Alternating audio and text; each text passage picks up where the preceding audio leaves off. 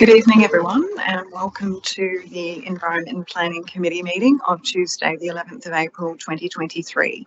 I'll declare the meeting open at 7:03 p.m. I'd like to start by acknowledging the Bidjigal people of the Eora Nation, the traditional custodians of the land in the Georges River area. I'd like to also pay my respects to elders past, present and emerging, and extend that respect to all Aboriginal and Torres Strait Islander peoples who live, work and meet on these lands. Always was, always will be. Notice of live streaming of committee meeting. Staff and public are reminded that this meeting is being recorded on audio tape for minute taking purposes and is also being webcast live on Council's website. This recording will be made available on Council's website. Code of meeting practice. The order of business is as shown in the agenda, which has been made available. Staff and public are reminded that this meeting is open.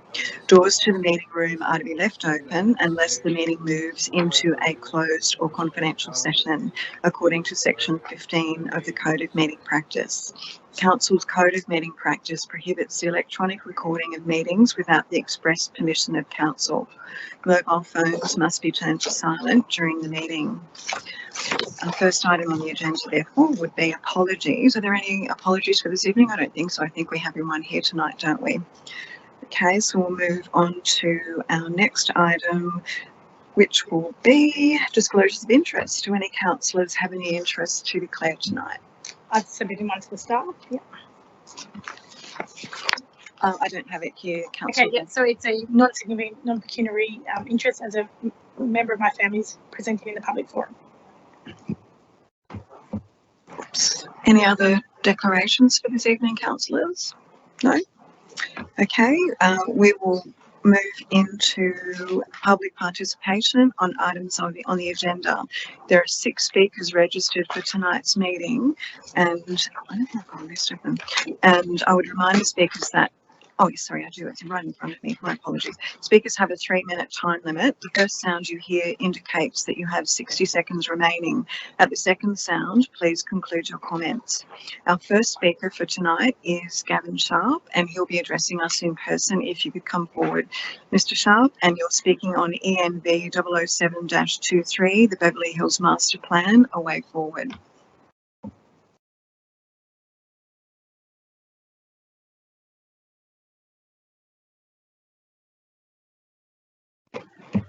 Sorry about that.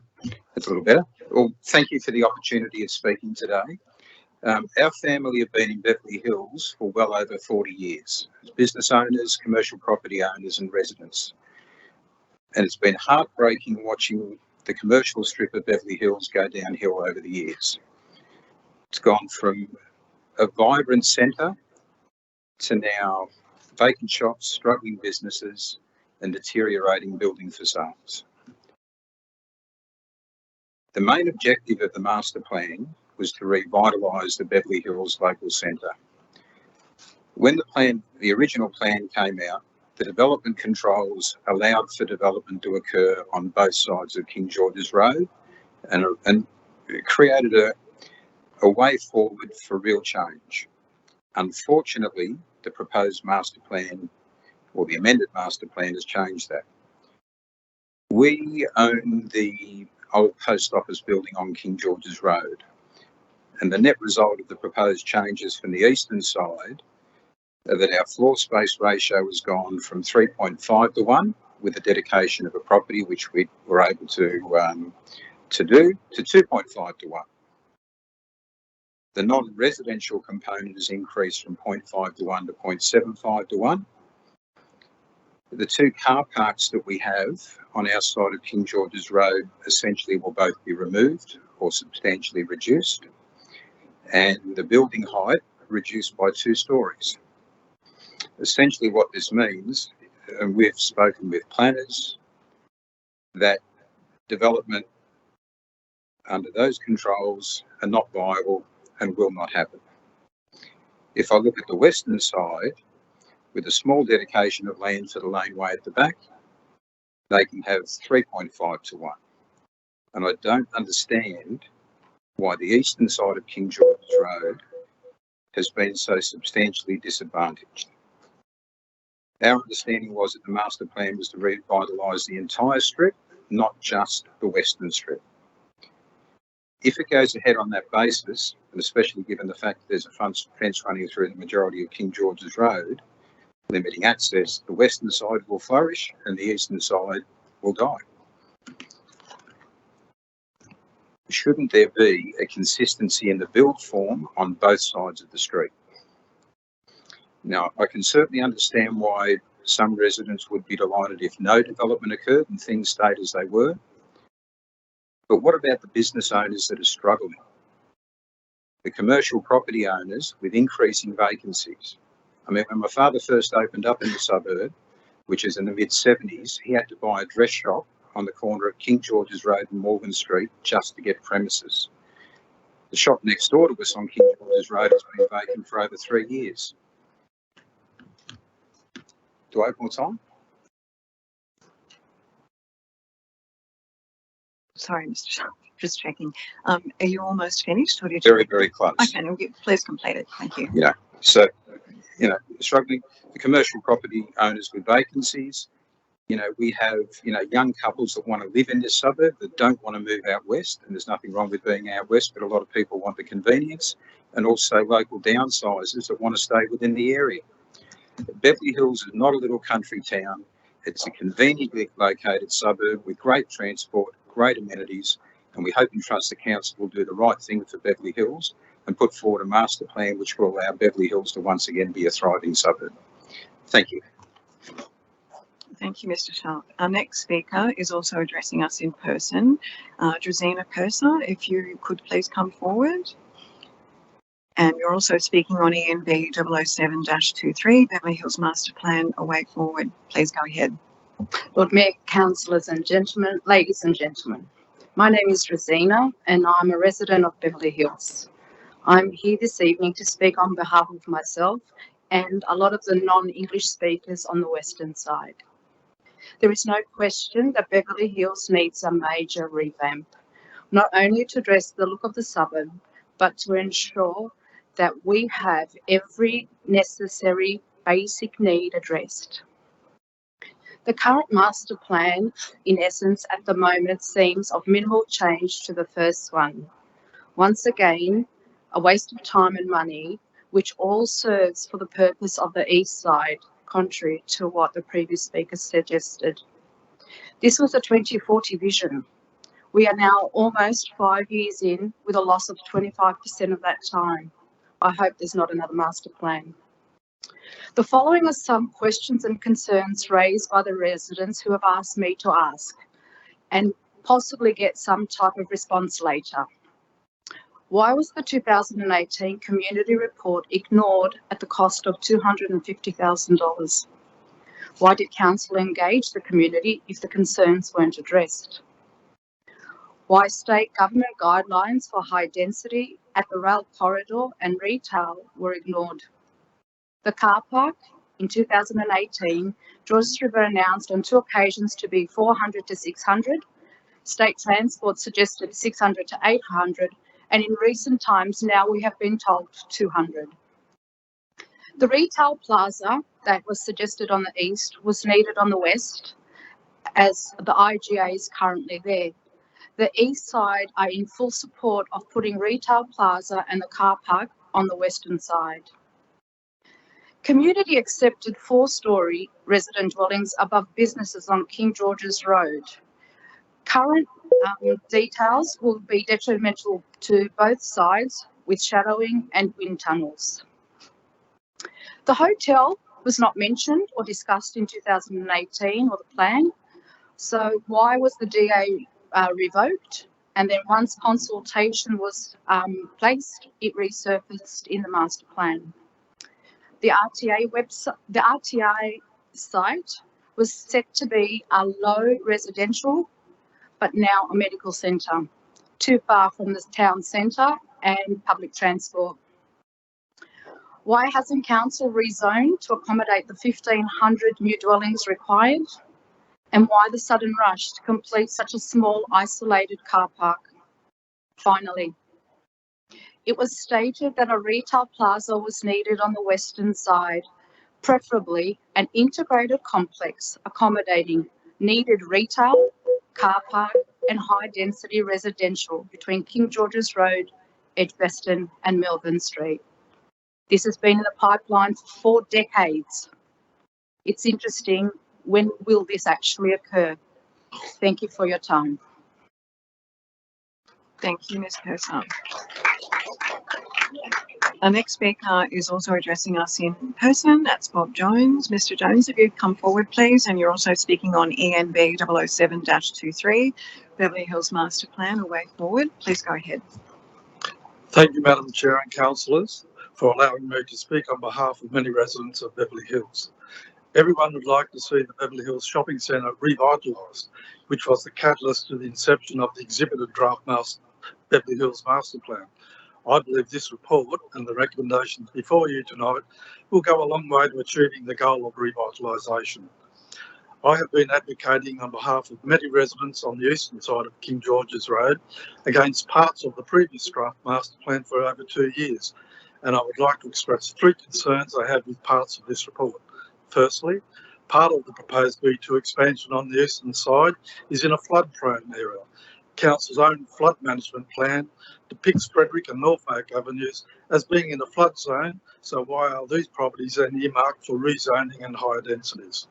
Secondly, traffic congestion, particularly at the intersection of Morgan Street and King George's Road, is already at capacity in peak hours, and this has been confirmed by Transport for New South Wales in their response to Council's draft master plan. And indeed, many years ago, Council introduced no stopping signs on one side of Frederick, Norfolk and Beresford Avenues to allow for traffic movement, as these streets are so narrow. They certainly would not cope with increase in traffic movement if Council were to allow higher density in this area. As councillors would be aware, the introduction of high-rise dwellings always puts a greater burden on on-street parking in local streets, and Beverly Hills is already deficient of car parking.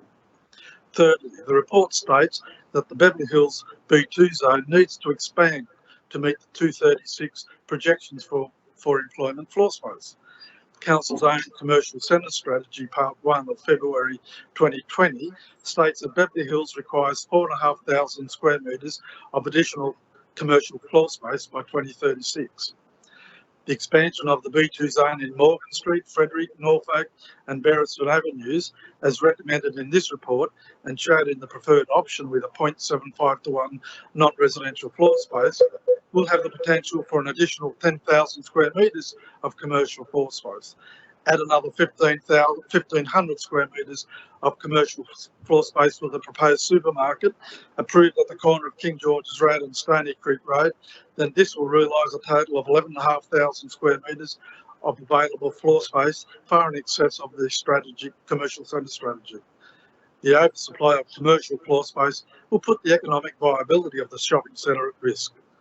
The current approved DA for the supermarket on the corner of King George's Road and Stony Creek Road took 2 years to assess and approve, which obtained a good outcome with planners maintaining a strict height limit of 3 stories along Stony Creek Road to maintain the integrity to the residential properties that adjoin this road.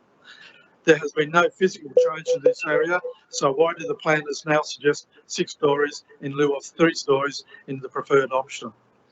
I can conclude by saying, Madam Chair, that the large number of residents who have called Beverly Hills home for many, many years look to the Council to implement revitalisation without dramatically changing the face of Beverly Hills. Thank you.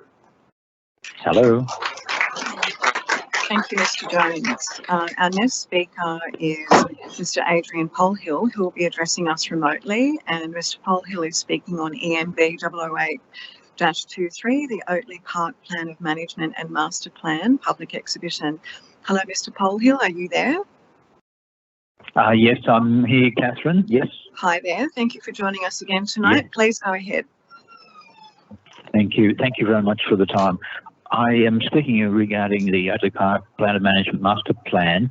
I'd like to refer, first of all, I'd like to thank the councillors and the staff for the revision and the updating of the plan so far, and for listening to the community, and particularly to the meeting with members of Oakleigh Flora and Fauna Conservation Society. We really appreciate the fact that we could have input into the plan and the plan of management, and particularly we want to thank you for on item number 20, page 102, that it refers to the exclusion of off-road mountain bike activities, and the fact that the council will not be pursuing any feasibilities relating to these activities. So we thank you very much for including that in the POM and the master plan. I also want to refer back to the responsibility, which I'm sure all the councillors and staff take very seriously, of protecting and enhancing the natural environment, particularly in regard to Oakleigh Park, which is really our jewel in the crown. And so I would like to say that there's many hundreds of species of flora which must be protected, and also fauna. Let's refer particularly to the powerful owl, which has nesting and breeding sites in the Oakleigh Park. Therefore, I request on behalf of our members that some small additions could be made to the item number 20, which would include the rehabilitation of existing illegal off-road mountain bike tracks which are in the park and which need to be rehabilitated.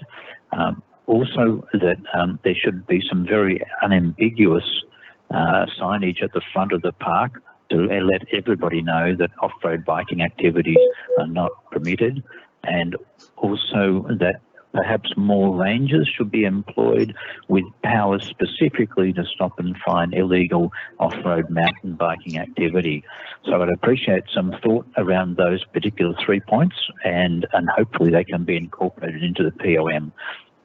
And finally, at page 109, item number 31, where it refers to increasing public visitation by providing enhanced and varied facilities for public health.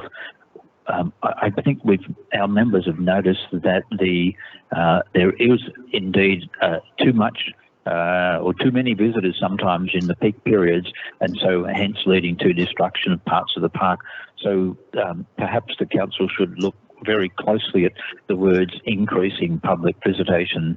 I think sometimes it really is overloaded, and therefore maybe want to delete this particular clause in item number 31. Thank you very much for listening. I appreciate all the hard work you've done, and I look forward to the next iteration of the POM and the master plan. Thank you again. Thank you, Mr. Polhill. Our next speaker is addressing us in person, and that's Quan Dinh. And if you could come forward, please, Mr. Dinh. And you're speaking on ENV 007-23, Beverly Hills Master Plan, a way forward. Please go ahead. Dear councillors, I'm a resident on the eastern side of Beverly Hills.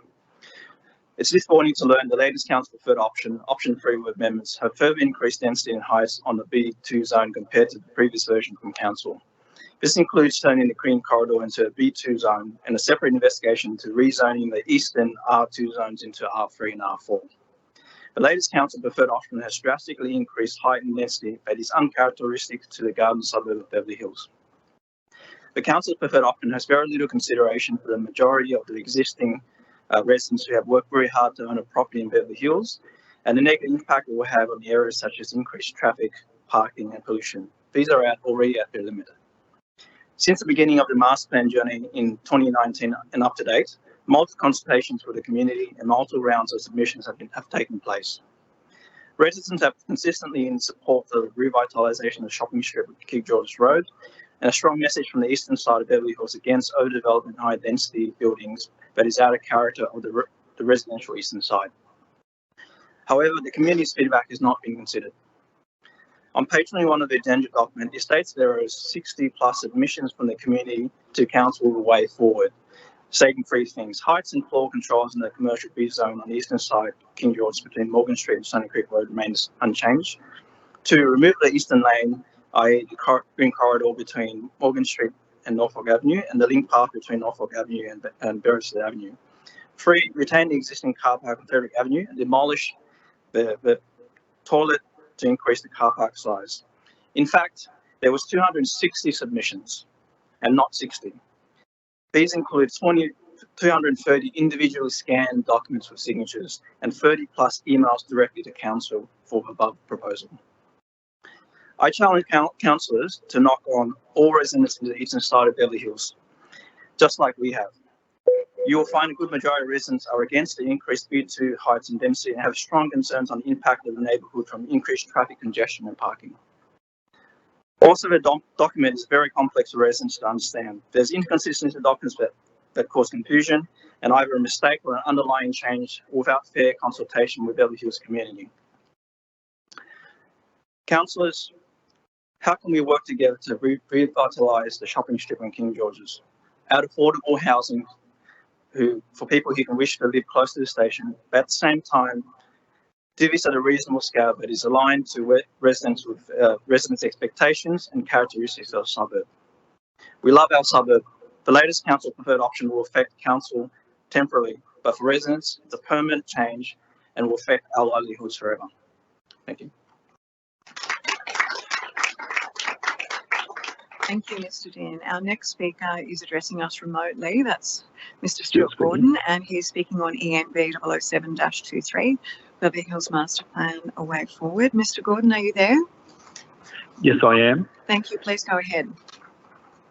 Thank you. So my name is Stuart Gordon. I'm from SJB Planning, and I'm speaking tonight on behalf of Cusano, who are the owners of a large holding of land at the northeastern intersection of King George's Road and Stony Creek Road, that being the land fronting Stony Creek Road between Lee Street and King George's Avenue. I'm speaking tonight in support of the officer's recommendation to proceed to exhibit the master plan as set out in the council officer's report. We believe that the master planning process has been, or we understand the master planning process has been ongoing effectively between 6 and 7 years, and there is a imperative upon council to finalise the strategic planning for this important area and to move it towards amendment of the LEP and DCP as swiftly as possible from now. We understand that the community is being consulted and engaged throughout that 6 to 7 year process, and feel that it's imperative to now move to formalise an uplift in this area. Important for council and the community to realise an increase in housing supply for this area in close proximity to public transport, but also to revitalise the employment floor space of this area. It feels like that this area has been on hold for quite some time, waiting for a substantial movement in the planning process, and we would just implore council to move and adopt the recommendation of the council officer's report and move to exhibit the master plan as set out in the report. Thank you. Thank you, Mr. Gordon. That concludes our speakers for this evening. Our next item on the agenda, thank you everyone for speaking tonight, for your time coming along and participating in the meeting. The next item on the agenda is the confirmation of the minutes of the previous meeting held on 13th of March 2023. So if I could have a motion, please, councillors, to move the minutes. I'll move them. Okay, moved by the Mayor, Councillor Katras, and someone could second that, please. Seconded. Is that Councillor Ambi Haberhal with your finger in the air? Or okay, Councillor Borg, seconded by Councillor Borg. We can probably do this just on the voices, I think. All those in favour? Anyone against? Okay, we'll declare that one carried. And our first report on the agenda is ENV 007-23, which is the Beverly Hills Town Centre Master Plan, A Way Forward. The first thing we need to do so we can discuss it is I'm going to call for a mover and a seconder. If there are going to be amendments, that can be made at some point, but if someone could actually move it so we can discuss it.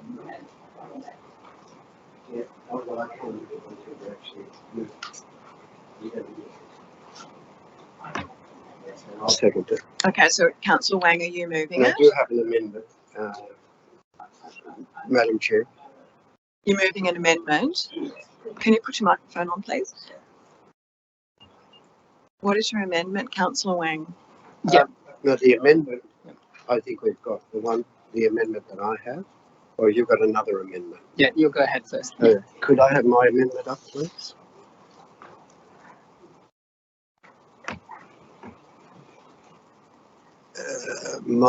That the general manager.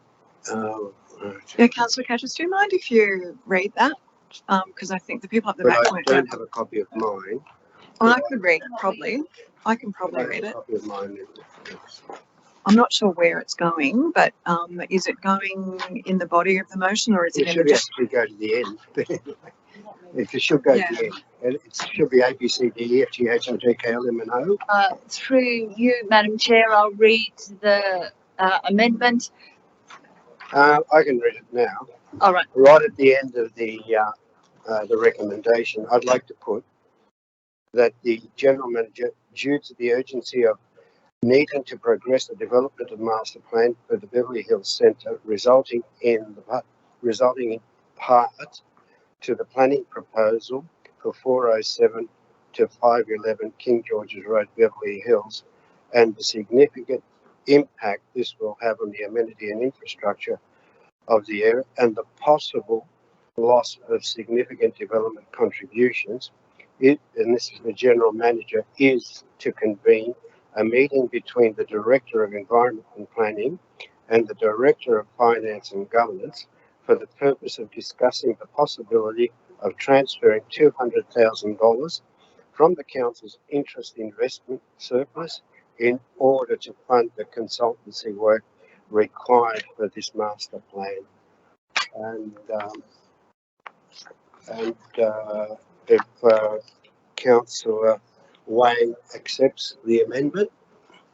Just as a point of clarification, that was your amendment, Mr. Mayor, but Councillor Wang, were you actually moving the recommendation or did you want to just, because we need to, before we can move amendments, we actually need to do that first. Yeah, so Madam Chair, so actually I move an amendment to remove. No, we need to actually move the item that's on the business paper and then we can move amendments. I move it. So you're moving it. Yes. Councillor Catchers is you seconded it, didn't you?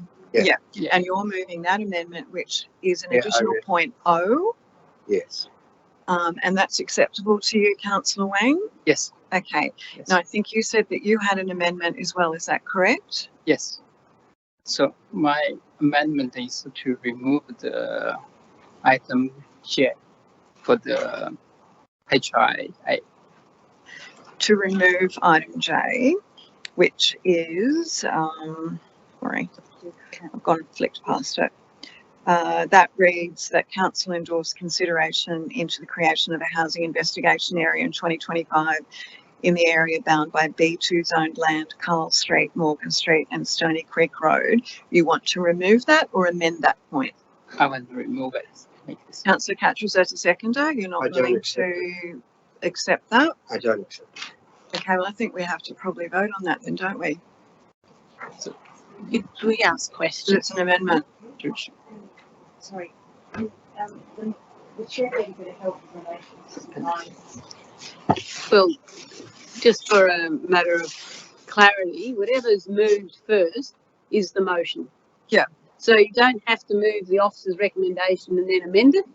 You can move whatever you think is appropriate. So if Councillor Wang's the person moving the motion, he can move the motion as is with the amendment of suggestion from Councillor Catchers less part O. Was it O that you were deleting? That becomes the motion.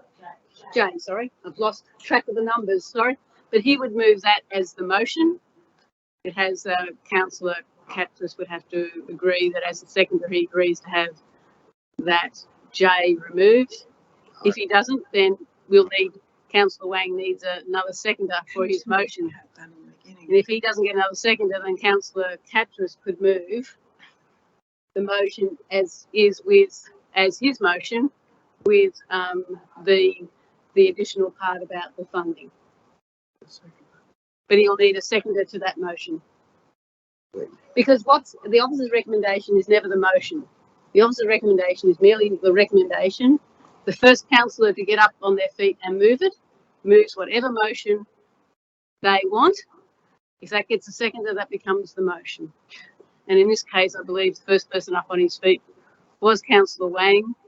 He accepted an additional clause by the Mayor, Councillor Catrus, but also wanted the officer's recommendation to be his motion less that part J. Okay. Now he doesn't have a seconder because Councillor Catrus won't second it, but we now have the alternate seconder is Councillor Borg. Yeah, They have a seconder, you can speak to it. yeah, sure, Chair. Madam Chair, so this motion about the, so first I would like to thank the staff and the whole council actually come up with this plan and this proposal. So we have come a long way for many years. We got mixed feedback from the community, but there's one thing in common. So this master plan is long overdue, and we are in debt to the community to get this over the line as soon as possible. So for revitalization of the Beverly Hill. And so I would particularly point out on the west side, and the staff did a great job for the development and put the uncertainty to rest, so the Beverly Hill can move forward. And for the eastern side, it's more contentious, and so we have gone through several versions for this particular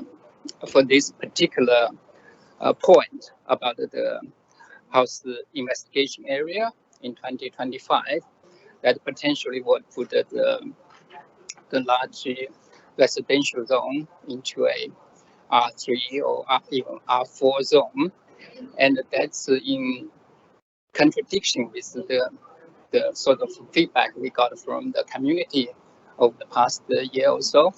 And at one stage, it was suggested to be in a alpha zone, but after receiving the community feedback, we took it out.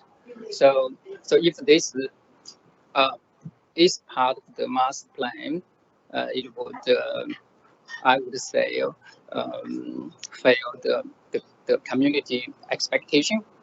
And if it's not part of the master plan, so we can just take this out and investigate at a later stage.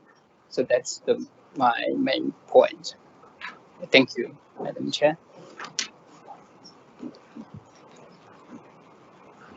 Thanks, Councillor Wang. There has been a bit of a mix-up with the way that the process has unfolded tonight. I apologise for that. I thought you removed the original motion and accepted the Mayor's amendment to it. That's why I was confused when you were making another amendment to it. My direction is that we now need to go back to your amendment, Mr. Mayor, and put that forward again. No. I understand that the Mayor was intending to move. Yes, but yes, you haven't. But you're sorry, I'm just clarifying my understanding, Mr. Mayor. Your preference was to have that clause that is being deleted by the motion to still be in. You could move that as an amendment. If there's a seconder to that, that could be debated and voted on before the motion. Can I just, my understanding is this. Councillor Wang moved the recommendation holders bowls. I added an amendment. He accepted it. I accepted it. Therefore, that becomes part of the motion. Okay, so that we're correct up to there. Yes. Councillor Wang then moves a further amendment, which I haven't accepted. Yes, he cannot move an amendment to something he's already put as the motion. He Oh. can't move the amendment.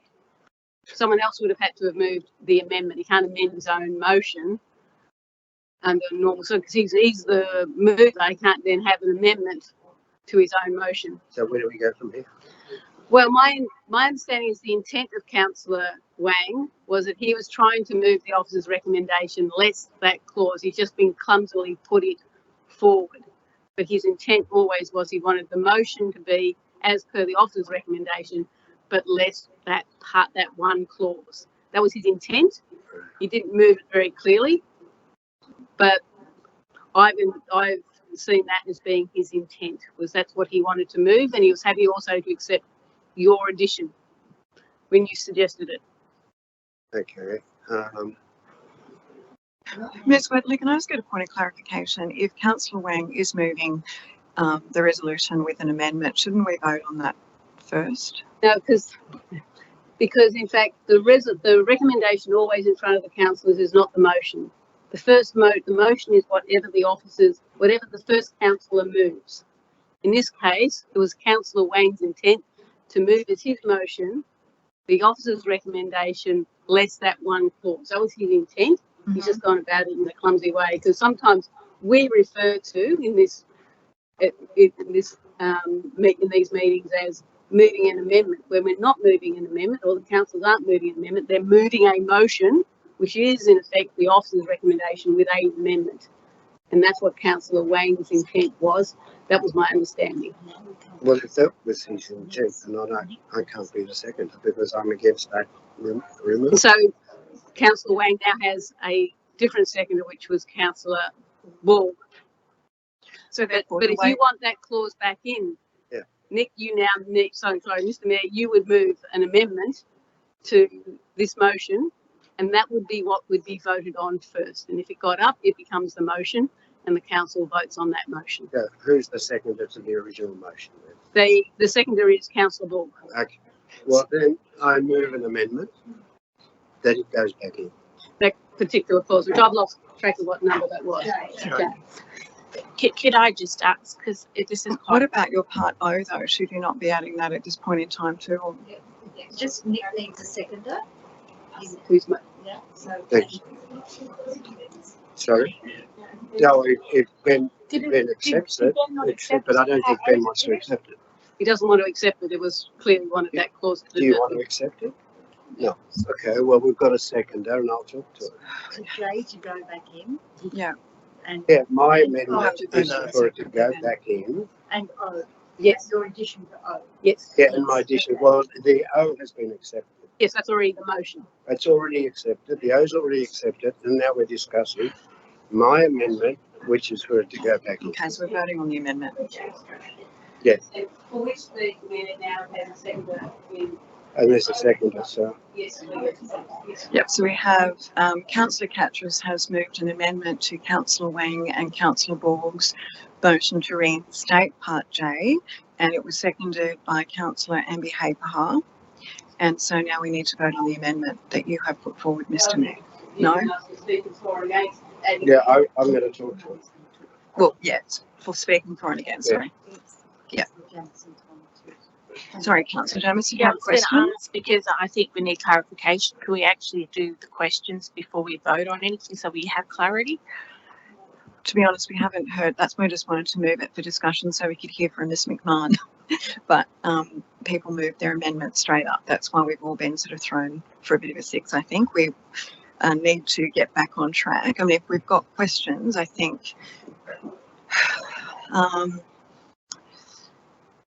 I don't know, like I think people do need to hear an overview of the report. People are going to have questions on that.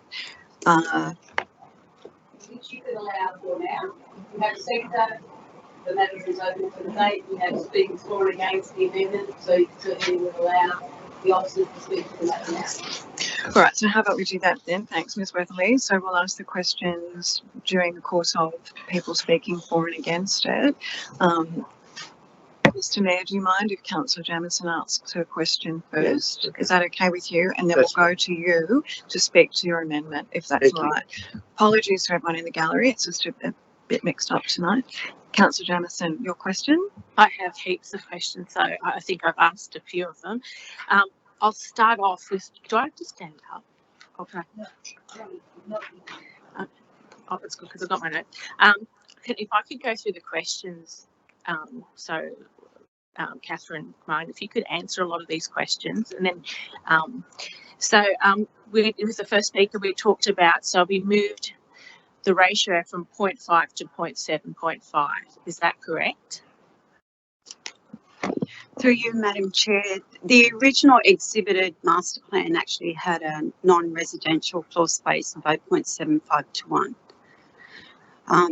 Under the current Georges River LEP, the non-residential floor space is 0.5 to 1, but the exhibited master plan had a non-residential floor space of 0.75 to 1. So is that because the speaker said that it's no longer viable? Can you explain? So did we move from 0.5 to 0.75 and makes it no longer viable? Or? Under the Georges River Commercial Centre Strategy Stage 1, that strategy investigated what floor space ratio was required to maintain the jobs until 2036. As a result of the work undertaken, the Georges River LEP was gazetted with a 1-to-1 non-residential floor space for the strategic centres, both Hurstville and Kogarah, and for other centres it was increased from 0.3 to 1 to 0.5 to 1, with a recommendation that in any master planning work that council investigates the non-residential floor space. And that was done as part of the Beverly Hills master planning process over the last few years. That the non-residential floor space of 0.75 to 1 was in the exhibited master plan. The current non-residential floor space within the centre itself that exists today in building form is actually 0.82 to 1. So the lower the ratio, that means the higher the residential aspect, is that correct? And it's more profitable, is that, and therefore viable, is that how it works? The commercial B zoning allows mixed-use development. What we've been seeing in our commercial centres is that residential is more dominant than commercial or non-residential activities. They need to be considered together, and that's why we've increased it from 0.3 to 1 to 0.5 to 1, and the work for the Beverly Hills master plan has indicated that the centre needs a 0.75 to 1. It's not based on if residential is more dominant or not dominant, it's just what the centre requires in the future. Another question from the second speaker. I was a bit confused with terms of parking. Is that talking about the Transport for New South Wales parking that's going to be where it's 400 to 600 car parks, and that is now 200? Is that what that was talking about?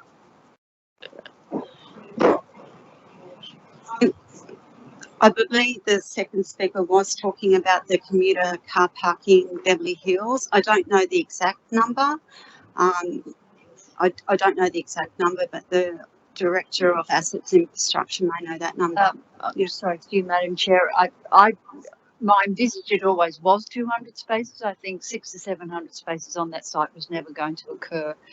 In the time that I've been dealing with Transport for New South Wales, it was around that figure, 200. So that was always part of the Beverly Hills master plan anyway? No, Councillor, because it's not part of the Beverly Hills master plan. It's the site is now owned by the state government, so it's a development that the state government is doing in relation to delivery of commuter car parking. It was originally in the exhibited master plan, but since then the site has been sold. So what's before the council now is that the site of the commuter car park remains SP2 zoning car park. Does that mean? It stays as an infrastructure zoning. And an infrastructure zoning doesn't allow residential, it just allows the car park. Then we have the third speaker. We're talking about the eastern side. So the flood prone zone. So it's a be on that Norfolk Street section. So what happens with that? So if we have a flooding, like I think somebody was saying from the floor, that if there is a lot of rain, that it does actually come up and flood. So what happens with that? If council adopts, if this report is adopted by council at the end of the month, as part of the master planning process, we will need to take into consideration the flooding of that area. Council is about to put on public exhibition the floodplain management plan, which sets the floor level controls, so that will be included in the master planning. Will that affect the floor space ratio at all? No, it won't affect the floor space ratio. It may affect the height in that they may have to build up the land or have the basement higher out of the ground. It may affect height. At this stage, I don't know until that master planning investigation's done. Yeah, another question is the Transport for New South Wales have conducted a traffic analysis around the Frederick Street. So, and it says that the streets were too narrow, or it was at its capacity. I don't have the report. I don't know if you could explain it or aware of it or talk. Transport for New South Wales has provided information on the master plan as part of their planning, as part of its review of the planning proposal that's been lodged for the western side. It hasn't objected to the master plan. It just says that more work has to be done, and that will be done as part of the master planning process. It goes back to the level of service at the intersections. At this stage, we don't know the impact of the revised master plan that's before the committee tonight. We won't know that until we actually appoint the traffic consultants. Okay, and what sort of works do you mean? Services? Is that like more traffic lights? Traffic consultant, at this stage it's too early to actually say that. Once a traffic consultant is appointed to do the work for the master planning, the first thing he does is put out the counters for looking to get a level of existing traffic in and out of the centre, existing levels of service for each of the intersections. He then models what's proposed by the master plan, and out of that will come recommendations as to whether or not intersections need to be upgraded, whether or not there needs to be one-way laneways, whether or not there needs to be road widening. That will come out of that work from the traffic consultant. Okay, because what I'm thinking, and I'm thinking out loud, if there's road widening, we're still going to be talking about the only way to do that is through compulsory acquisition. Is that right? No, there's other ways. There's actually currently road widening along the laneways on the western side of Beverly Hills. They've been around for over 20 odd years. And when a development application is lodged, as part of the development application, we actually get the lane road widening done under that DA. So there may not be any compulsory acquisition because there are other ways to calm traffic down than acquiring land. It's too early to say. But with the exhibited master plan, the traffic analysis there indicated that it would work. And then the floor space, the increase of the commercial zones. This is where you're going to have fun explaining it to me. So I'll get one thing. So there's 1,500 square metres extra on the, with the DA on the corner of King George's Road and Stony Creek Road with the proposed development. Yes, is that right? I don't know the ins and outs of that DA, I'm sorry. Okay, we'll just assume that. So if that's the case, now the required commercials extra space is 4,600 square metres for the 2036. That came from the questions that you sent last, that I've been bombarding you with. But you've also said that it's 15,000 square metres of extra B2 zone. Yes. So that's where it's like saying it's we're flooding the B2 zone area when we only need 4,000. We're actually flooding it with 15,000, and we've also got 1,500 square metres extra space. Supposedly that DA detail is correct. It doesn't actually work like that, councillor. It's if there's no expansion of the B2 zoning, then any redevelopment of the existing B2 zone land, they'll need to provide more in employment space, because not every property will be redeveloped. And that's why that was one of the reasons in response to the councillor workshop, that we are proposing the expansion of the B2 zoning on the western side. The other point, which I also expressed in the email back to all the committee, was that the expansion of the B2 zoning along the eastern side of King George's Road is needed because of the depth of those properties. And I'll just raise these with the councillors now. At the corner of Frederick Avenue, the northern side is only 15 metres in depth. The southern side is only 21 metres in depth. Norfolk Avenue, it's only 20 metres in depth. On the southern side, it's 33 metres in depth. On Beresford Avenue, it's 26 metres in depth. It's not enough to encourage any redevelopment along that eastern side. You currently don't have enough depth in that B2 zoning, which is shown on figure 23 of the report. On the other side, on the western side, the depth of those properties is about 50 metres, and that does allow a well-designed development. If an expansion of the eastern side is not supported by the council, you are going to have interface issues between that B2 zoning and that R2 zoning. Expanding it will address those interface issues where buildings can be stepped down and can comply with the state government's apartment design guide. So there are two reasons for that expansion. One is not every site within the B2 zoning will be redeveloped. We need to keep up with that floor space. And secondly is the depth of those properties on the eastern side. They're just currently not big enough. They're not viable. Just before you ask your next question, Councillor Jamieson, just as a point of clarification, there's a lot of focus on the additional floor space that's being created by what's being proposed. But Ms McMahon, just so we can clarify, that's not all just commercial floor space, is it? That's mixed use. Yes, that's correct, Madam Chair. It is mixed use, and not every building can go to a mixed use that includes residential. Along the railway line, within the area that is in figure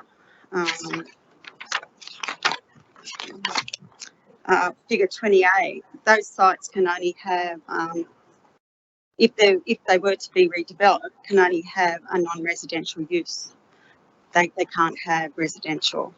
But it's not just residential. The B2 zoning allows shops, offices, banks, childcare centres. It allows a whole range of uses. So you've got to take that into account as well. It allows those doctors' surgeries, the basic needs that one of the speakers spoke about tonight.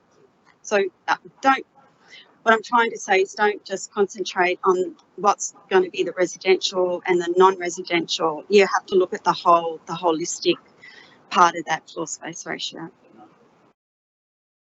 Yeah, sorry, the way I appreciate mixed use, but to me it's rather, I only understand residential and everything else. But mixed use is saying is, I don't understand. Anyway, I'll leave that. But another question is, they were talking, I think it says it's 6 stories, but it's now is 3 stories. So is that, I think maybe, I think that's at the corner of Lee Avenue. Yeah. If you look at,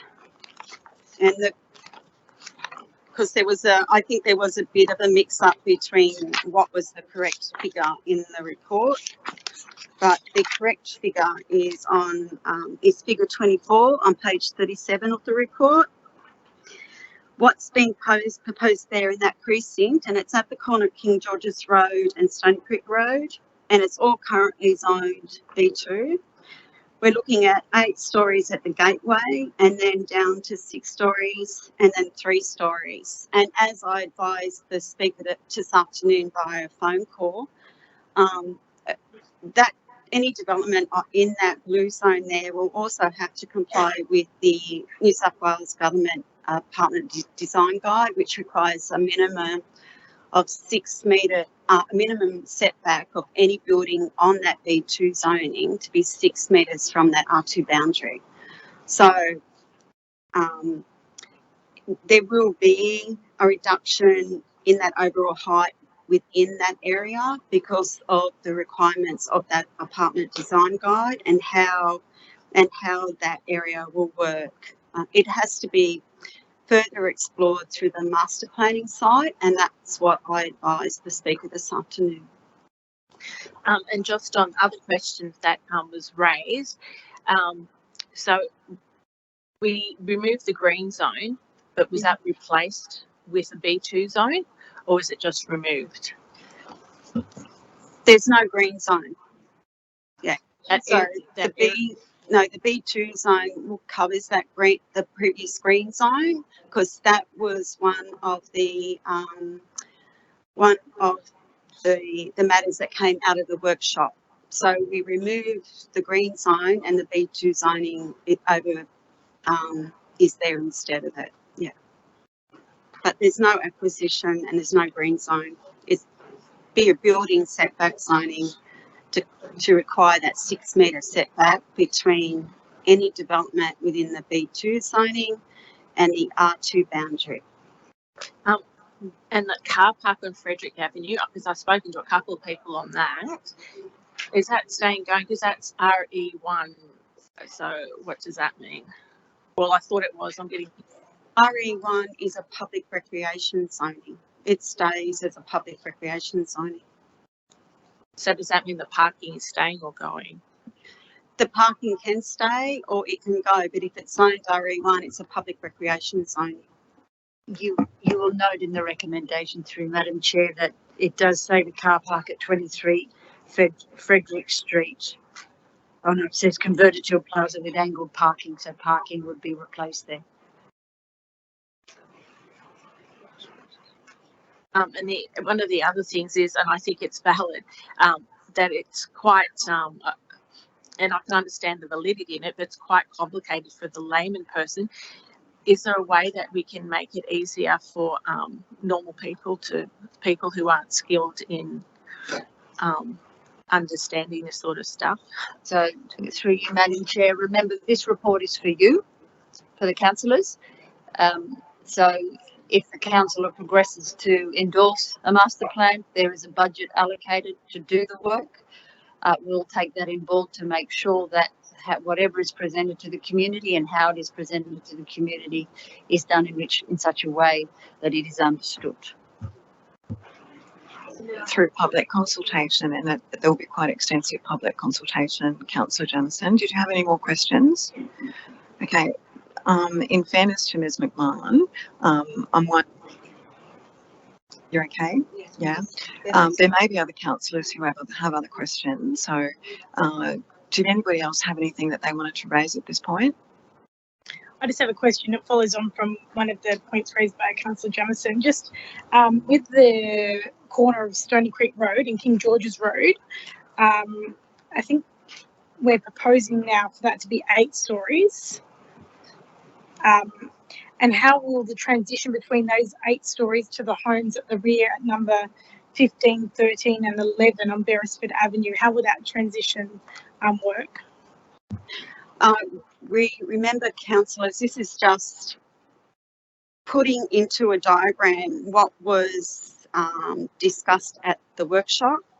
The master planning, we have to go into further detail as part of the master planning process for that corner and how it works, because there isn't any, there are residential properties in abutting up to that B2 zoning. So as I indicated to the speaker today via telephone call, we'll probably have to model that corner to see how that eventually works under the master planning.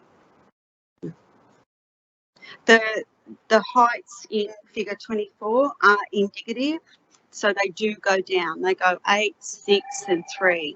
But how wide the 8 metres, 8 stories is, what's the depth of the 6 metres and what's the depth of the 3 stories, that work hasn't been done. It will need to be done as part of the master planning process.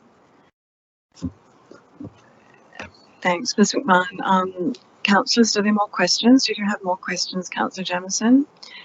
Okay, go ahead. Thanks. So, in regards to Councillor Wang's proposed motion, the HIA, so how does that work? Because we had the original Beverly Hills master plan, that got voted down, and then it sort of looks like it's still in there. So could you explain that, please? It was in the exhibited master plan, yes, and there are council and council has deferred the master plan and has given advice on the master plan on a number of occasions. At the workshop on the 20th of February, a housing investigation on the eastern side was raised by a councillor or a couple of councillors. Now, as part of the way forward, the council, well, myself, in writing the report, put all the elements that were raised at that workshop into the report and developed I, in association with the rest of the team, developed those principles. So it was raised at the workshop and therefore it is in the report. But if you all look at recommendation E on page 12 of the paper tonight, recommendation E states that council prepare the master plan based on the principles and elements in C and D above. C and D above. C is the principles and D is the development of the master plan covering north of the railway line, eastern and western sides of King George's Road, the Melbourne Street and Edgbaston Road precinct, the non-residential floor space of 0.75 to 1 and the affordable housing. The housing investigation area won't be on the master plan. What recommendation J states is that the officers look at it in 2025 and not before. Okay, so it doesn't make much difference if that's in the amendment or not, because it's still not going to be part of the master plan anyway. That's correct. And the last thing, if we don't get this through today, so we'll still have an opportunity to have further consultation, etc.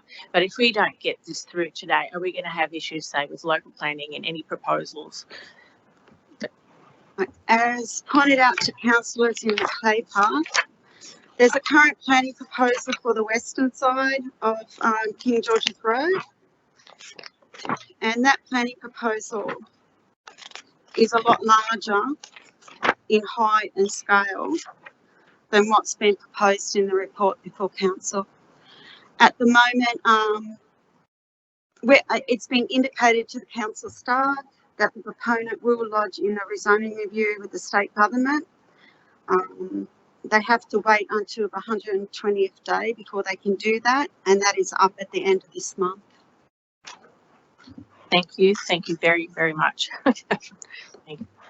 Thanks, Ms McMahon. Thanks, Councillor Jamieson. Okay, now let's get back to where we were before questions. Councillor Catras, the Mayor, had moved an amendment to reinstate Part J, which was that Council endorsed consideration of the creation of a housing investigation area in 2025 in the area bounded by B2 zoned land, Carl Street, Morgan Street and Stony Creek Road.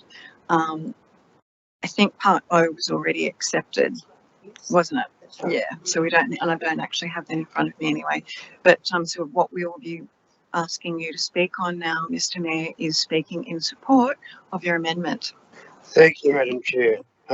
Considering that Councillor Jamieson has gone through the whole gambit of the master plan, I will be not just focusing on my amendment, but I will be focusing on the whole of the master plan, because I really do believe that there are certain principles that I need to, and I won't go over it again afterwards. Councillors, as we're all aware, we're not actually voting for a master plan here. We're actually voting for what's going to constitute the principles in the master plan. And I don't want to repeat that again, but I do need to indicate to the people in the audience there that these are just the principles of the master plan that then has to go away.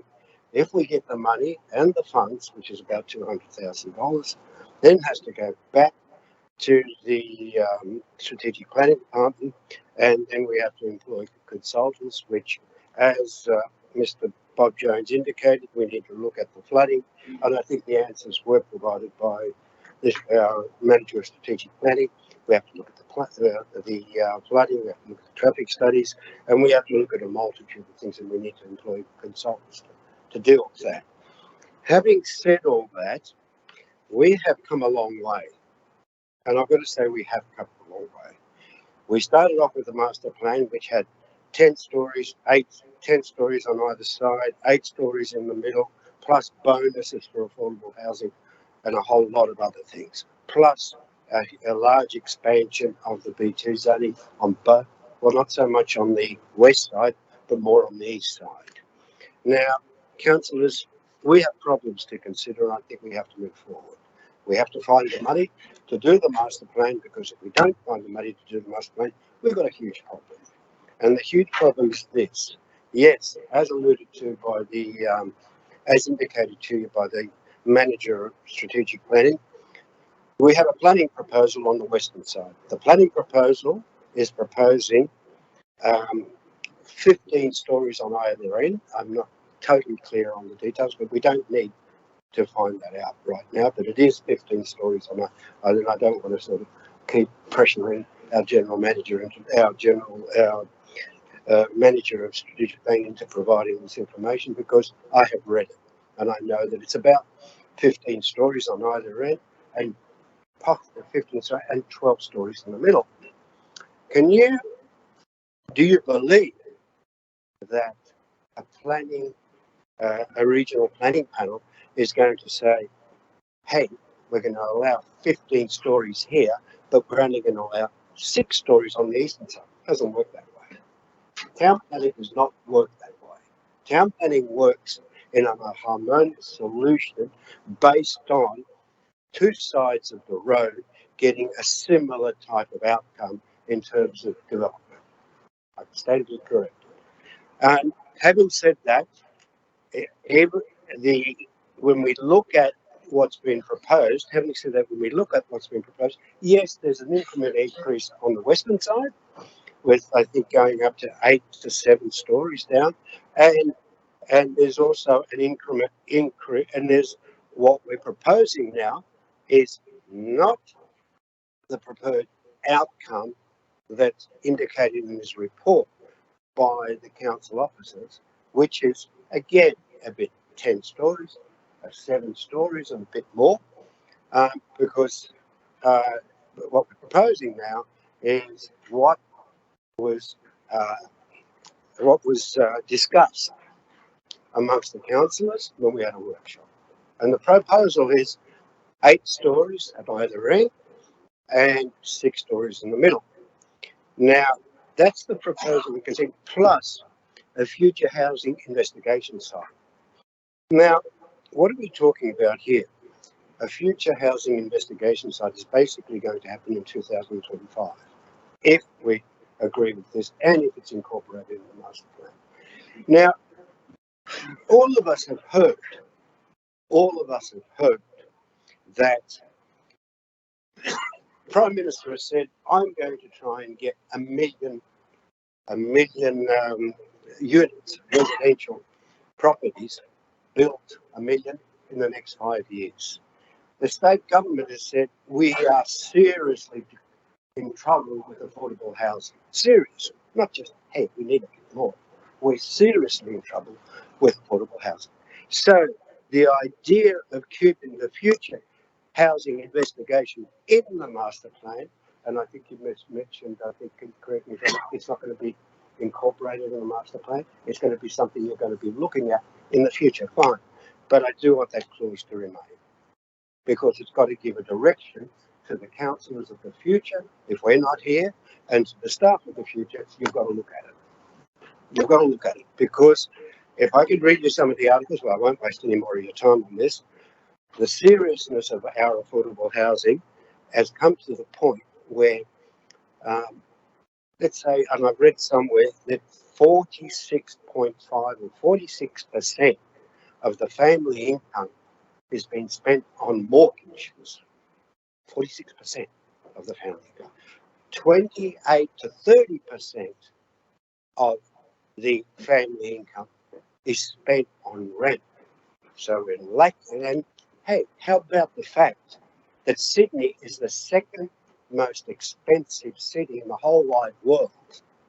The second most expensive city in the whole wide world with regards to living in Sydney, or being able to afford to live in the city.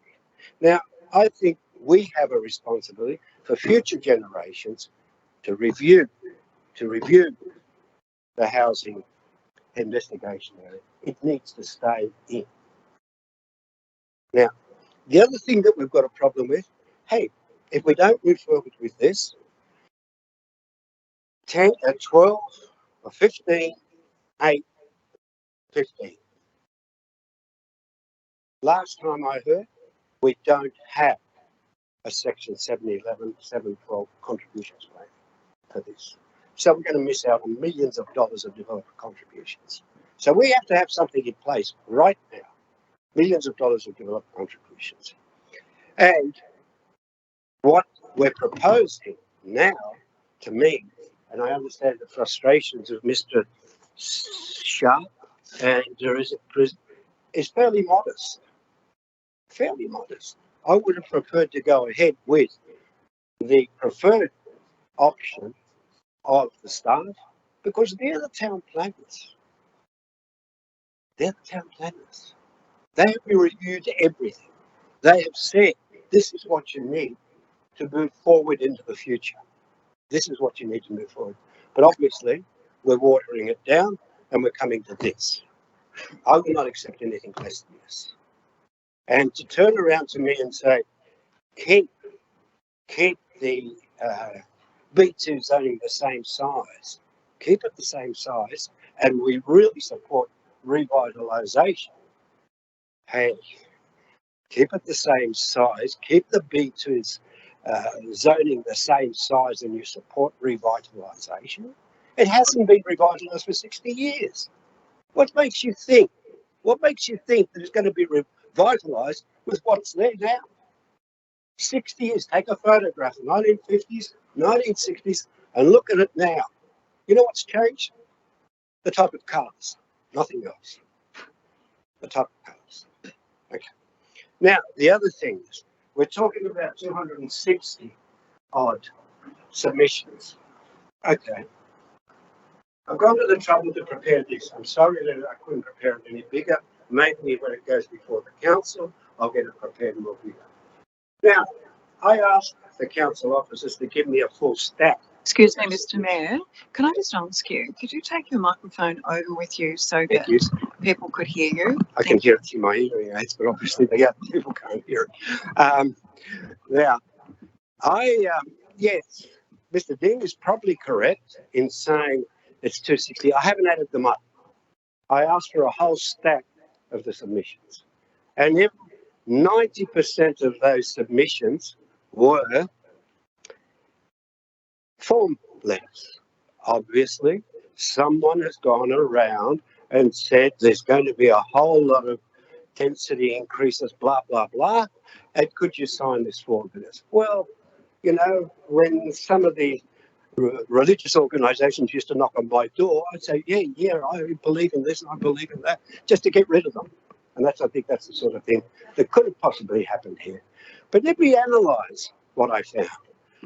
That red line is the study area. And I repeat it again. That red line is the study area. Those yellow ones are outside the study area. There are 93 of them submitting the same thing.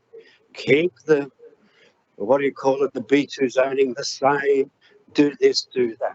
Every one of them signed the same same format letter, 93 of them. Then you get the same form letter from these people. A couple of them weren't form letters, about maybe 5, 10 weren't form letters. If you want to know what a form letter is, you run it off, you photocopy it, you give it to someone to sign. It's the same letter. And of course, when they come to your door and they say, listen, we don't want too much density, you're going to sign it. Get rid of them. Okay? Now, Point of order. Yeah. Councillor Money, what's your point of order? Just to be concerned that there's been a bit of criticism by members of the public, and I know that I don't think it's fair that people have been accused of submitting form letters or signing a petition without thinking about it. Okay, thanks, Councillor Money. Mr. Mayor, could you maybe perhaps restrict your comments to the amendment? I'm happy to do and that. your reasons for that? Yeah, just some of them might do that. I take your point, Councillor. Some of them might do it. No, there's no point of order. Now, having said all that, there are also form letters, and about 10 of those were properly individual letters. Now, 93 form letters, 36 in green, possibly 20 of them were form letters, 16 possibly one. The blue ones here are all the people that submitted a request. Councillor Money? Another point of order, please. Point Madam of order, Chair. yes. I don't think it's appropriate that members of the public who live in that area are being criticised for maybe submitting form letters or signing petitions. Thanks, Councillor Money. Once again, Mr. Mayor, perhaps just restrict your comments to... Can I question that point of order? What was that point of order again, please? Councillor Money is concerned that you may be casting aspersions on residents who submitted a With all due respect form to letter. Councillor Marnie, I will say this. I investigated every one of those, Councillor Marnie. They were, all I've said is a statement of fact. Okay. They were form letters. Thanks, Councillor Catras, but please, can we just move on and Yeah, perhaps I'm just moving talk about in support of why you want to include the housing investigation area in a part of Yeah. this resolution? Just perhaps just Yeah, restrict. your having said comments to that, I'm just going to go through what I've actually put a lot of hard work into. Okay, please just don't mention the form letters again and we won't have any more points. Fair enough. Now, in here, there were in this eastern side, there were 125 people, sites, that did not provide submissions. What their viewpoint is, we won't know. But they didn't want to provide submissions. There were only 36 within the study area that provided Can I have a submissions. point of order? Can we stop focusing on the residents and just talk about maybe like it's not about the residents and whether they provide solutions? Can we just focus on? It's not a point of order. Well, you're still saying that. It's not a point of order. As the chair, I'm just going to ask you again, Councillor Catras, to please move on from this line of discussion. Yeah, okay, And please I just will. focus your comments just on. There why are you want to a number of reinstate people lighting here, over the top of all these on the western side did not provide submissions. All these people in blue did provide submissions and they supported it. The overwhelming number, I suppose, that I'm trying to get at is there were an extreme number of people objecting to it within the study area. So what I'm trying to say to you is, councillors, we need to support this and we need to push it very quickly.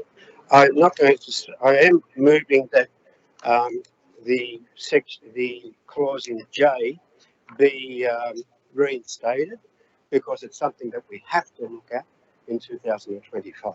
It may not appear on this master plan, but it has to be somewhere in the records. Thank you.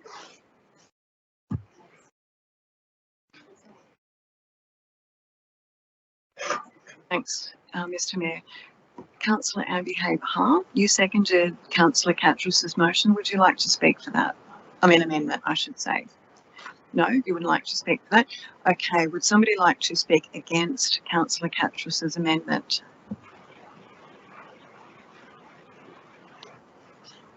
Yeah, I Councillor think I'll Wang? respond to that one. So actually, I agree with Councillor Catrus for most of the part of the rationale for the house affordability and the master plan. So my problem is this little bit technical problem, because this point is not a part of the master plan, as clarified by the staff, Madam Chair. So the reason I remove it is just to provide the clarification for the council and for the more importantly for the community. Because if we pass this motion as it is, the community would think this is part of the master plan, and it's a mandate to increase the density of this residential area.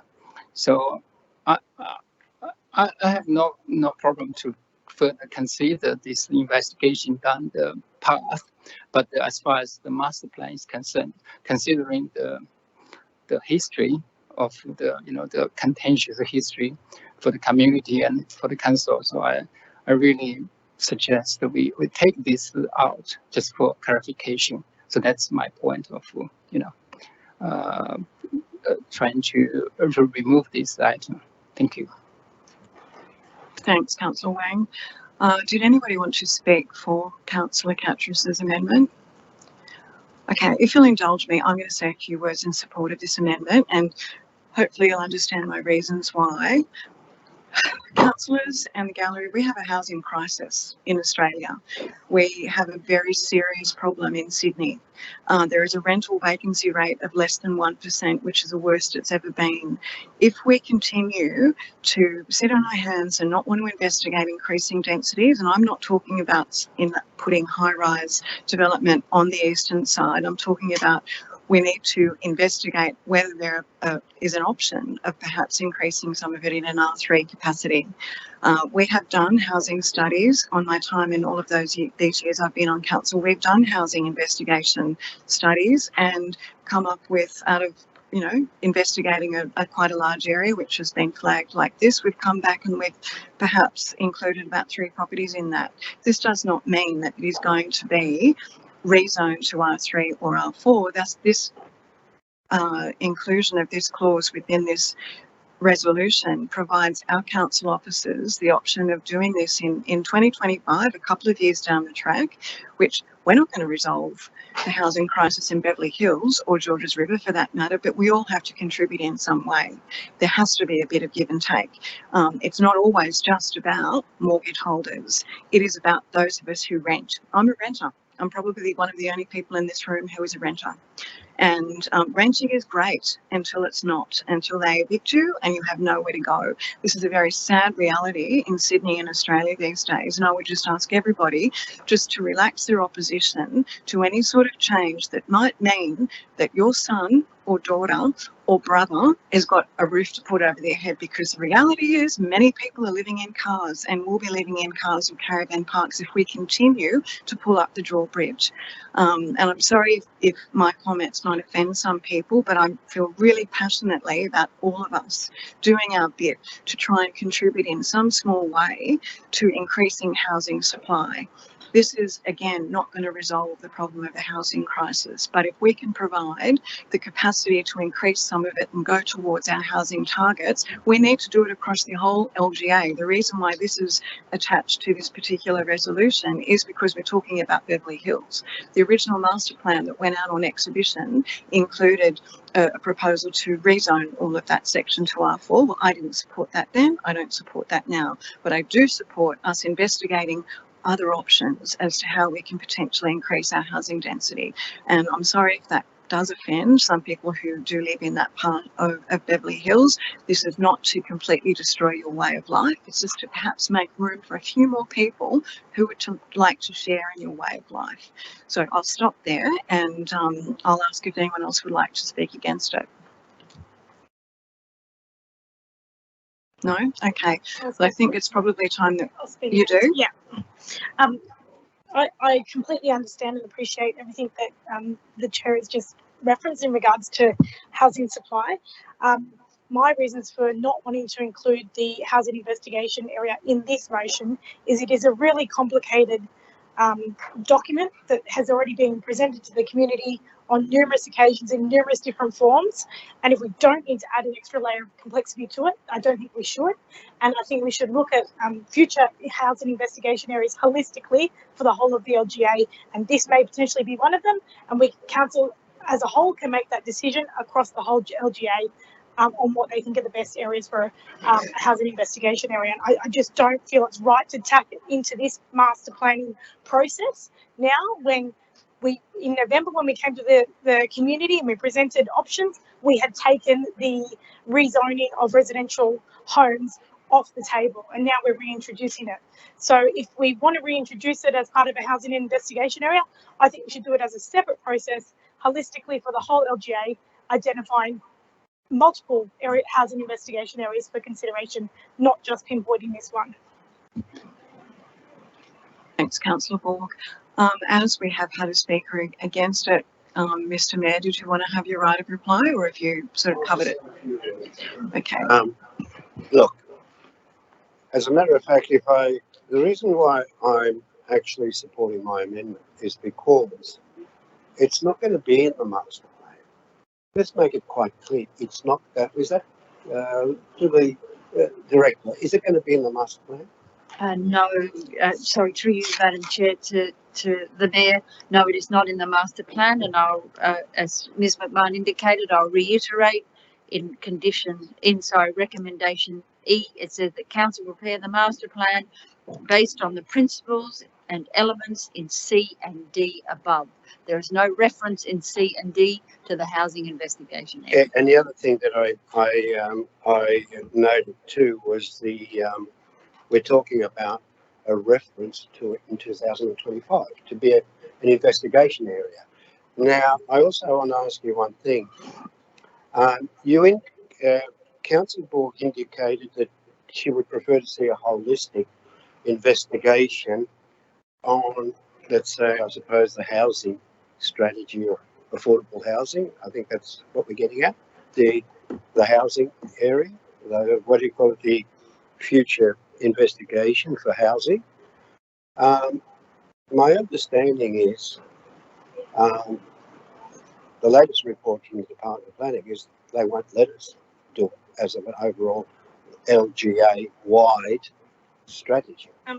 Just a point of clarification, I was not referring to the affordable housing contribution scheme, which I think is what the department has advised. I'm talking about housing investigation areas just as themselves, holistically across the LGA. I take your point, but no, it doesn't matter. The housing strategy can't, apparently what we've been advised by the Department of Planning, they said your affordable housing strategy can't be done as a holistic thing. It has to be done in individual areas, like Mortdale, it has to be done separately.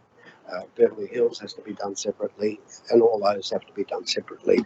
Having said that, I see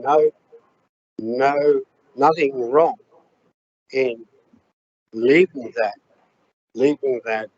future housing investigation for 2025 in the notes that some council officer will pick up in the future around 2025 so they can review it. I think it's only, and as you said, Madam Chair, yes, we've been laying low for too long, and we're not addressing the real issues of what's happening in our committee. But thank you. Thanks, Mr. Mayor. So if there are no more speakers, I think we need to move to a vote. Sorry. We have to vote to the mayor's one first. Yeah. Because he amended it. Yeah. And we go to Councillor Wang's. Yeah. Okay. So what we're doing is we're voting on the mayor's amendment to reinstate Part J, which we know is the housing investigation area, and we will go around the room, I think, for that. I'm not sure who's actually going to be taking the vote.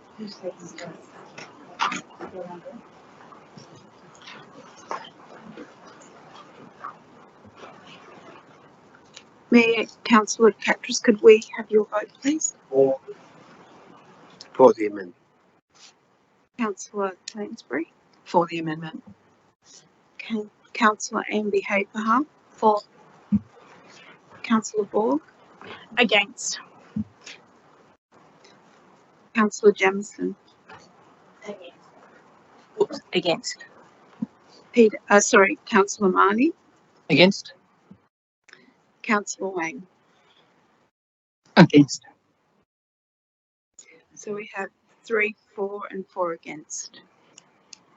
Thank you. So we declare the amendment lost, and we'll go back to Councillor Wang's motion, which was the original recommendation minus Part J, with the addition of Councillor Catras's Part O, which I guess if we adjust the numbers up one, when we, that's on the screen now. I think Councillor Catras's additional Part O will then become M, I suppose, or N, sorry. I can't, or was it an O? Sorry, I can't read it. It's a, you go to N. We'll go to N. Okay. Yeah, I can't see it from here. Thank you. If that's the case, we should go around the room again, please. The Mayor, Councillor Catras, could I have your vote, please? Against.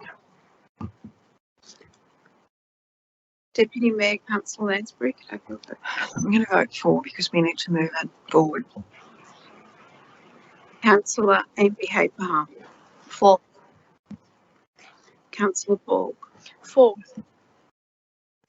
Councillor Jamieson. For. Councillor Marnie. For. Councillor Wang. For. So we have 1 against and 6 for. Thanks so much. Then that item has been carried with the amendment that Councillor Wang moved to remove Part J, so no housing study, but we do have the added on bit to seek funding. Thank you, everybody. We'll move on to our next item now, which is ENB 008-23, the Oatley Park Plan of Management and Master Plan public exhibition. And before we get to hearing about that one, could somebody please move it so we can discuss it? It's moved by Councillor Marnie and seconded by Councillor Borg. And I believe we're hearing from Ms. Fawcett. Thank you. The draft plan of management and master plan for Oatley Park to put on public exhibition. The draft plan management and master plan has been prepared for Oatley Park by Thomas Burrell Landscape Designs in conjunction with council officers. The draft plan and management has been developed to determine a guide of how Oatley Park will be used, improved upon and managed in the future. It identifies council's goals and visions, establishes direction for planning and resource management, allowing council to set priorities when preparing work programs. Community engagement was undertaken in February 2022 to raise awareness of the preparation of the draft plan management and master plan, and to develop a vision for the park with opportunities from input from the community, council officers and councillors. A total of 446 community members completed a survey, and the following areas where they would like to see improvement in the park: maintenance of the walking and cycling tracks, speed control on the roads, to provide a mountain bike track, no activities that would damage the bushland, and to improve management of parking within the park. From this community engagement, the draft plan and management master plan was developed. A set of principles were developed in the master plan around ecology, safety, public amenity and active sports. These principles have developed the draft actions within the plan of management.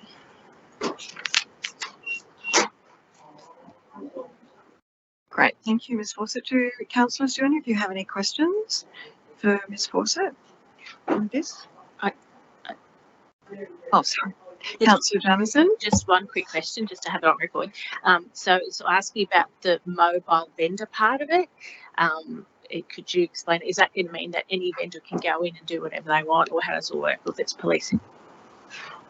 In the plan management, one of the actions was a mobile food vendor. That mobile food vendor is a heading for the general description, and in the actions it describes that an investigation and more detailed investigation would be looked at to see if coffee vans would be allowed. If we don't have an action to allow coffee van, it means no coffee vans would be allowed in the park, even if council has a function or anything. So, yeah. And just further to that, Madam Chair, our environment health officers also have to issue permits on any mobile food vans as well. So there will be controls placed on any licence that's issued by council. Thank you. I have a question. In the report, I noticed that it said there had been some elements of unauthorised use of current food vendors. Is that something that council is aware is happening now, where there is unauthorised use, or it is potential there could be unauthorised use? There's been no issue with food vendors in Oatley Park. It's been raised by the community whether or not they could have a coffee van there on a Saturday when sport's there. So, yeah. Thank you. Any other questions? Okay, we have a mover. We have Councillor Marnie moving it and Councillor Borks. Oh, sorry, Councillor Marnie. Oh, just a comment I could, further what Ms McMahon was saying about the mobile food vans. There is the occasional ice cream truck that goes through there on a Sunday, but I guess the main issue with that, okay, it's illegal, but it's the amount of litter that these things generate, and I think that's where the community comes from. They don't mind the convenience having a food van, but it's just the litter it can happen afterwards. And the other thing I wanted to say was that a point raised by the speaker tonight, Mr. Polhill, was that there is a substantial amount of damage done by the mountain bikes about 2 years ago. They seem to have vacated the park pretty much, which is good, but yeah, there's a lot of remedial work that needs to be done in there in the bushland because of the erosion and loss of trees and so forth. So I'm not sure that can be put into the master plan, but it's something that can maybe be looked at by the environmental staff. Through you, Madam Chair, Councillor Marnie, the couple of points that Mr. Polhill raised was remediation of track signage and ranges. Those matters are all operational matters, and I'd probably suggest if you wish to pursue that, that would be a notice of motion or something you would pursue separately. While the plan of management is that longer term or strategic direction, I think it'd be more beneficial to do it that way. Yeah, okay, thank you.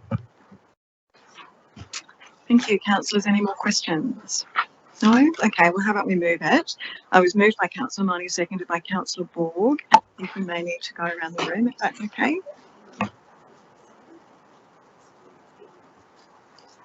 Could I have your vote, please? Mayor Councillor Katras.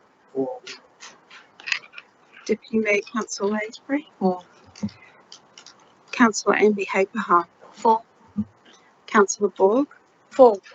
Councillor Jamieson. For. Councillor Marnie. For. Councillor Wang. For. That's unanimous. Sorry, and we'll declare that one carried unanimously. The next item on the agenda is ENB 009-23, Glenlee, response to Council Resolution NM010-23, Glenlee of the 27th of February 2023. If I could have a mover and a seconder. Yes.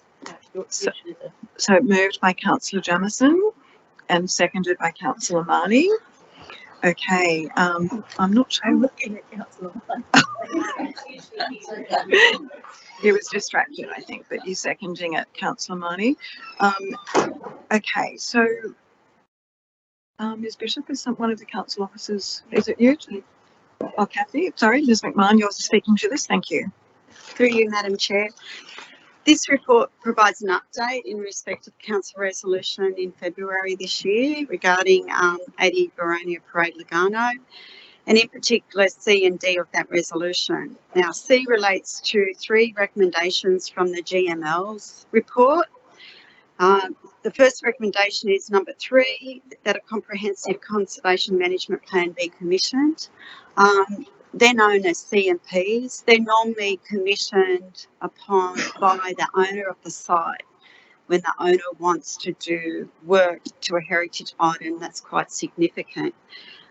And so the onus is on the owner. It's not normally something carried out by council unless we actually own the heritage item. And the second issue with this is that we still have been denied access to the site. If any future DA is lodged, then a CNP will have to be lodged by the applicant at that stage. Recommendation 4 relates to the inventory sheet being placed on council's website. It is on the website. And recommendation 5 relates to further consultation with the local Aboriginal community. Council has written to the local land council, and despite a number of follow-ups, they haven't responded. We've also, as a result, we've also commenced the process of a formal referral to the council's Aboriginal Advisory Committee, as well as to using the contacts in the Community and Culture Directorate with the local Aboriginal community. So that's underway, and I'll keep council abreast of it through these updates. In regard to recommendation D, council has forwarded the letters to the Minister for the Environment and Water on the 8th of March and the Minister for Indigenous Australians on the 15th of March, attaching a copy of the letter from the Metropolitan Local Aboriginal Land Council that was lodged in respect to the previous DA for subdivision. To date, we haven't received a reply.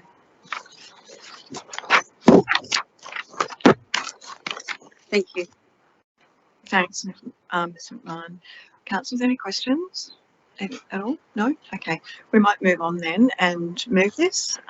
If we could go around the room, please. Mayor Councillor Catras. 4. Deputy Mayor Councillor Lansbury. 4, thank you. Councillor Amy Haperhull.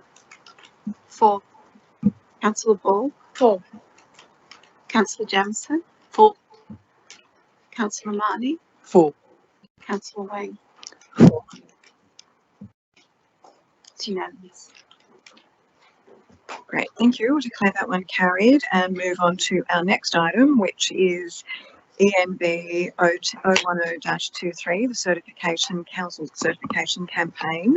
If I could have a mover and a seconder for that, please.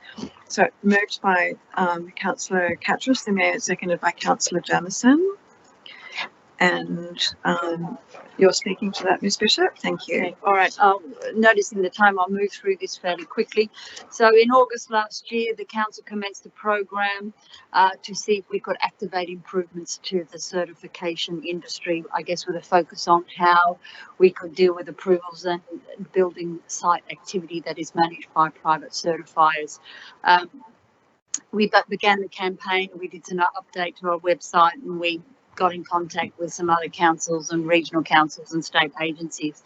But I think what the key thing was the push to do some engagement with the community, to hear their stories and collect their evidence and experiences about living with sites managed by certifiers next door. The engagement program, which commenced in early December, late November, we did Instagram, we did Facebook pages, we did ads in newspapers. We also wrote to industry groups, and we also let some of the state agencies and other organisations know what we were doing. We received 37 stories from residents, And the key things, we had 12 key categories that came out. So some of the main ones was that the private certifier or the certified was uncooperative. Council needed to have stronger controls, and the community were just unaware of what was going on in their neighbourhoods. So I guess hearing what we heard from the community, we had some discussion with some industry groups. We looked at our own processes and procedures. We looked at the legislation, and with that we are recommending here within this report a number of actions that we're suggesting the state government takes on and actions that we do as council. So I'll just do those quickly. Firstly is a dedicated team in fair trading to assist the community, especially on complaints relating to Class 1 buildings, so that's dwelling houses, secondary dwellings. Asking for the portal, the functions of the portal to be improved, to improve visibility for residents, so plans being made available. Also an introduction of a complaints function in there, where you could lodge and where the PCA needs to respond. Penalty provisions and new categories introduced for certifiers when they breach the legislation or breach the controls, and then authorise, which we can't at the minute, authorise the council to issue fines against certifiers. Now, the actions in relation to what council can pursue is that we develop a framework for managing sites by private certifiers. So that framework would be developed on some legal advice, which we're currently undertaking to define clearly what the role of council is, what the certifier is, and what the Department of Fair Trading is when the site is managed by a private certifier. We'd also, with that advice, we'd update our processes and procedures. With that advice, as well as looking at our processes and procedures, we do a policy and procedures document that really is very clear about our role of the PCA and fair trading. The other areas we'd look at is we'd publish the redacted plans of CDCs on our application tracker on our website, and the last area there, which we would look at establishing a service to deal with civil disputes between neighbours, which does fall outside the certification and compliance area. The report also talks about, which is fairly exciting, a meeting that we had with the Building Commissioner, and as a result of that meeting, Council and the Commission, Department of Fair Trading, will enter into a joint project to develop that policies and procedures document that I just talked about. The Building Commissioner was also reasonably enthusiastic about what he called co-regulation approach to dealing with certifiers, so giving council some ability to find certifiers. We can find builders, but we can't find certifiers. And there was the discussion around the portal and its improvement to functionality was not new to them, and it's something that they are doing now. So the key things is in relation to this report, I guess, is endorsement of what I've just talked about then. But the next steps is that we write to the Building Commission and Fair Trading to get that joint project going and putting our approach forward of co-regulation. We'll also be writing to various ministers. Now we have a new government to set up meetings, which the General Manager and the Mayor and probably other interested councils will attend. This report also talks about a further report that needs to be prepared, because what this is asking for in here, it does need to be resourced. So we'll do a further report on the resources that's required to do the redacting and placing the plans on the web, noting we get over 500 CDCs a year. Some the check really about setting up a complaints register, which I think I know Councillor Marnie is interested in that. And of course, if we do operate a service to deal with civil matters, that does need to be resourced. Okay, thank you. Thank you, Ms. Bishop. Councillors, questions? Councillor? No, just a question. Not just a short comment on what. Oh, okay, sure. Yeah, just a short comment. I just wanted to say thank the staff and the department and your directorship, Ms. Merrill, Bishop, I just think it's an excellent report. You've done a lot of work on this. You've come out with some outstanding recommendations, which I think are really good in terms of moving forward. I'm not going to go into repeating them again because you've done an outstanding job in telling us what they are. And yeah, of course, we're meeting the ministers. The new government might be a little bit more amicable to changing legislation. But thank you for an excellent report. Thanks, Councillor Catchers. Councillor Jamieson, did you want to say anything? Just, it's really awesome. Yeah.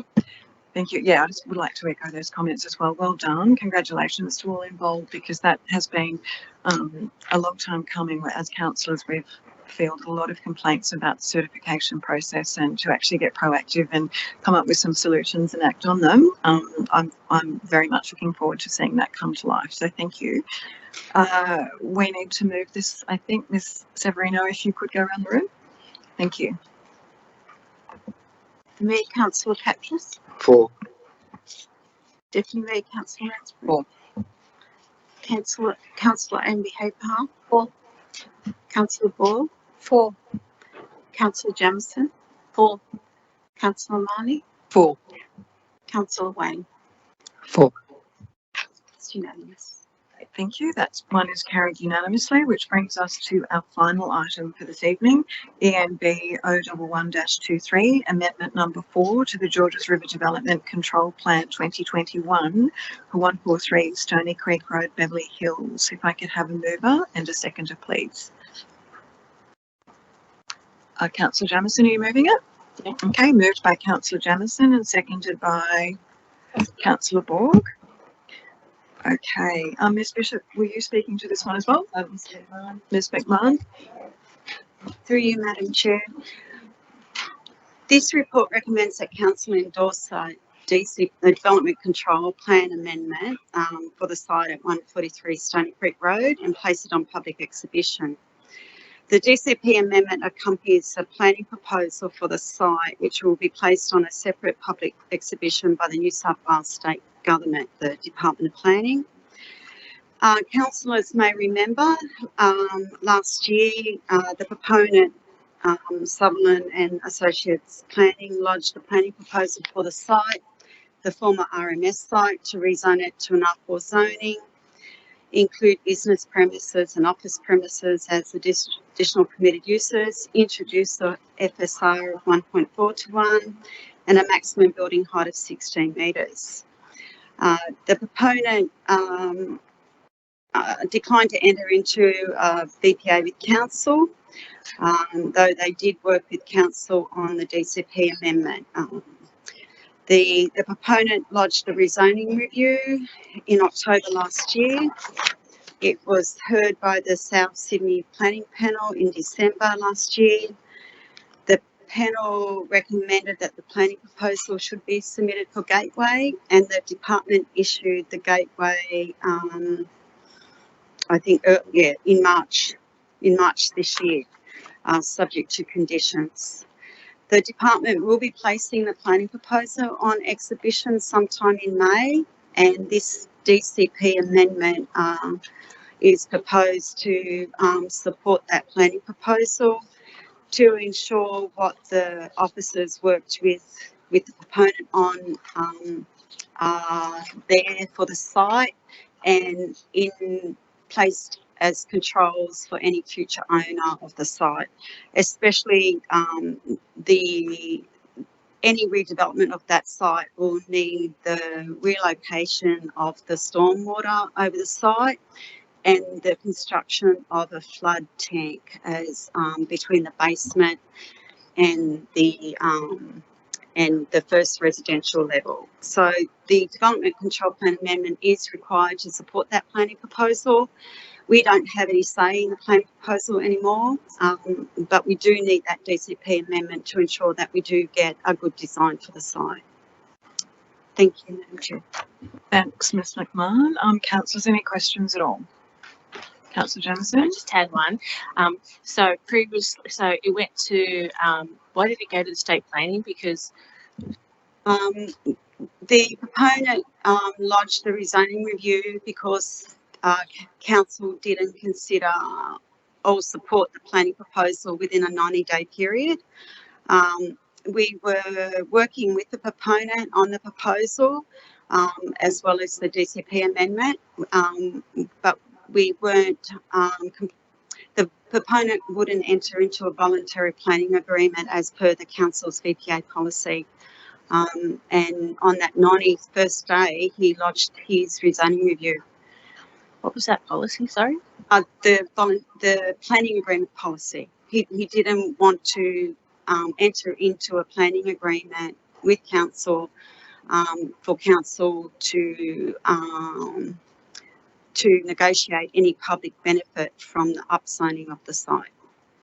Okay, so it was upzoned. So basically, it was taking all our it was they went to state government so they can get away from like doing any voluntary planning. So the state government decided that for us, basically took it out of our hands. But the planning was okay if we had a voluntary planning proposal.